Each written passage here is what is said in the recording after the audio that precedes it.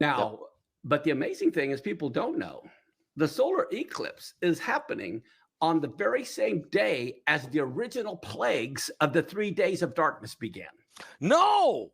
Yes, yes. Okay, It's on the very same day. This one we're getting ready to have. April 8th is the very day of the 3 days of darkness plagues began in the original Exodus. Yes. Unbelievable. Is this a warning then? Is God's it's going we got the Nineveh and the Jonah towns going through, but I mean, what kind of warning is this? Great question. Here's the thing. In Genesis 1:14, God declared the sun and the moon were for signs. Right. The only signs they can give is eclipses. All right. And the nice thing about eclipses, no false prophet can manipulate it. No. Okay. And they speak to every language, tribe, nation, and tongue. Yep. They don't need to be translated. Nope. Solar eclipse means judgment is coming upon a nation. Lunar eclipse refers to judgment coming upon Israel. Okay. Now, get a load of this. There has only been, since we become a nation in 1776, there has only been 8 total solar eclipses that have completely crossed the United States. I'm not talking about one that just clips California or Florida. I'm talking that traverses the whole United States horizontally or vertically. There's only been 8 since we became a nation. Wow. And guess when they occurred? 2 of them occurred during the Revolutionary War. 3 of them occurred during the Civil War. 2 of them occurred during the Vietnam War. Are we getting a hint of what this means? Oh, no. And so now in the 2000s, there was 2017, and now this one in 2024, and it's like a bullseye. It forms an X right over the United States. Now, here's what's amazing. Of those 8, only one, which was the one 7 years ago, it only crossed the United States and no other country. The other ones crossed Mexico and Canada and US or something like that. But the United States was singled out with just the one 7 years ago.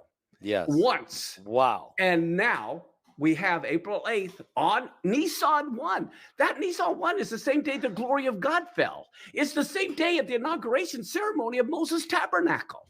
Okay. This is when this eclipse crosses these 2 places in the United States.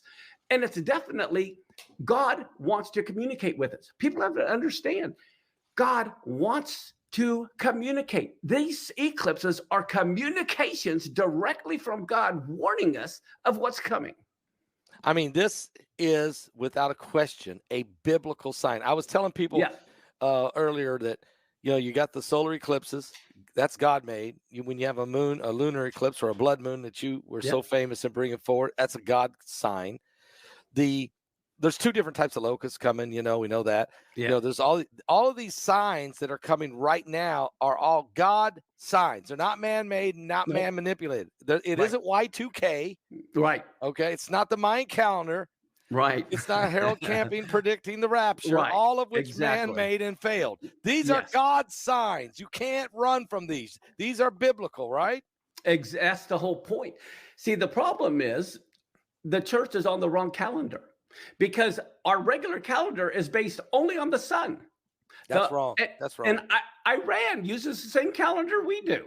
Okay. Then you have the Muslim calendar, which is only based on the moon. Now they're both scientifically accurate, but they're not the one God uses. Like if I'm meeting with you, we have a 2 or 3 hour time difference. Right. If we're going to meet, we got to agree on what time.